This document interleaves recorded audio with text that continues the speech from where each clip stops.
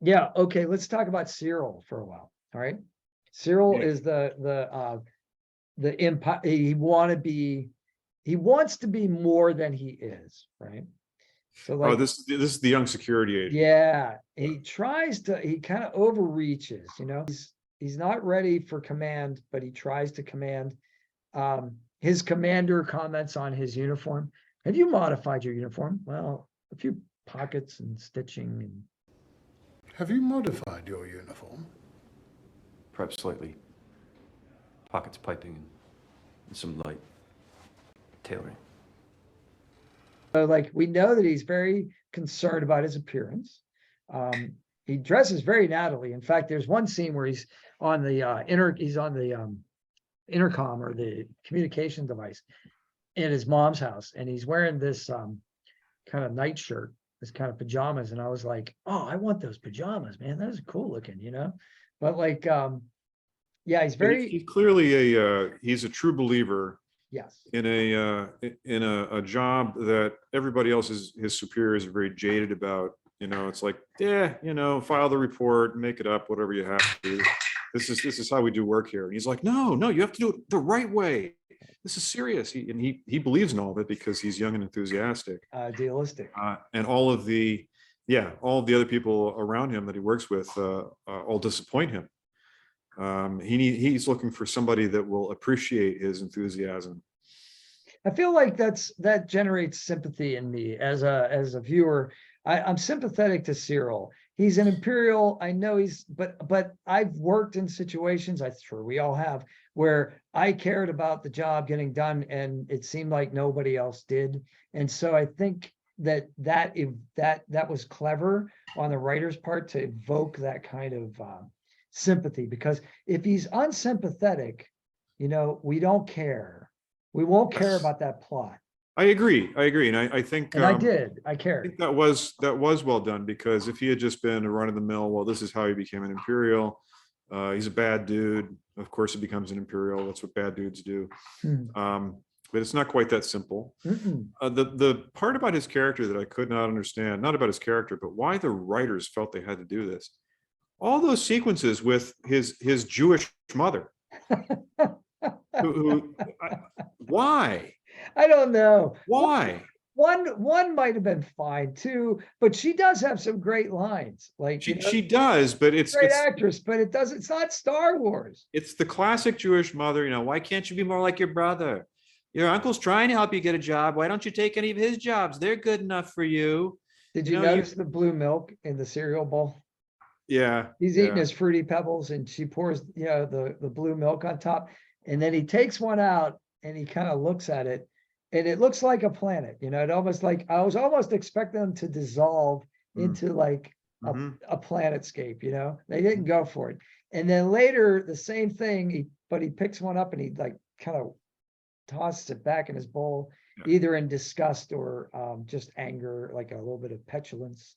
So he's like a millennial, he crashed out of his first job. Now he has to go back home and live with his overbearing mother and take her daily abuse about what a failure he is. So again, I thought that was just padding that didn't add much. I have a feeling that's autobiographical. I think somebody somewhere in the writer's room was like, okay, I got exercising their own demons. I got to get this out of my system. I got to put this somewhere. And then they were like, okay, we'll use it.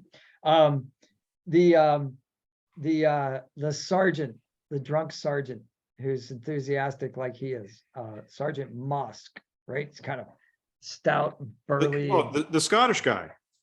Is he Scottish? Yeah. Oh yeah. Yeah. And he's like, yes, sir. Yes, sir. No, sir. Yes, sir. He was great. Yeah, he's great actor. Great because they make him so gung-ho and make him seem so competent at first. Yeah. And then of course they get their butts kicked on Ferrix, and he's out of control. He doesn't know what to do either. Yeah. Nobody knows what to do. He's drunk. They've just gotten destroyed. Yeah. There's fomenting out there. There's fomenting, sir. Yeah. Pockets. I love that accent. Pockets of fomenting. There's fermenting out there, sir. pockets of fermenting. No, I like the choice of actor for that character for sure. In fact, I was disappointed that we didn't see more of him. I thought, I hope we see more of him. I hope he comes back in season 2. but that was really just to throw the young guy's character into sharp relief, to show that he's not confident. He doesn't know what he's doing.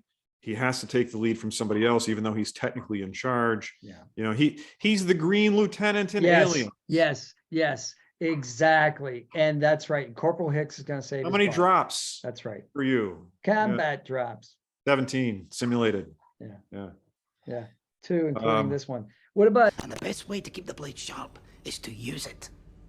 the best way to sharpen the blade is to use it? Yeah, What right. a great line. What a Right, great, isn't that just like, I mean, This guy's serious. yeah, the guy's like, I've been wanting to kill somebody, that's why I signed up. He's like Tackleberry in the Police Academy movies, when do we get guns? When do we get guns? No, yeah, he's a guy, he's a small-time thug that likes the petty authority that he has, and he's going to use it every chance he gets. And then when they're on the way to when it's gonna get good, like episode 3, when they're on the way to like enforce the law, and get this Cassian Andor scoundrel, he gives the sergeant addresses the troops, but then he gives Syril a chance to give a little speech, right? Yeah, right. He has okay, we're all prepared and do what you got to do. He has no idea what times this. when you got to do the right thing. Very inspiring, sir. Very inspiring. Yeah. That's the best part. And everybody's like, All right, then, carry on. Well said, son. Inspiring. Yeah. Terrible. it's humiliating. Like, claps him on the shoulder. Inspiring. That was awesome. That was like, it's almost Monty Python-esque, It was a good laugh line, that one. Yeah. For sure. That was great. And contrast that with like the scene from like The Force Awakens with like General Hux, right? Which is so over the top and unnecessary. That whole scene was like shot and they were like, okay, we got to use this somehow in the movie. And he's like practically spitting while he's like spitting with anger, Yeah. We'll remember this as the last day of the Republic. I'll show them, blah, blah, blah. Yeah. And it's like his hat's like going to fall off his head and everything right before they use the giant planet killer, like the multi-planet killer, the way over the top Death Star weapon.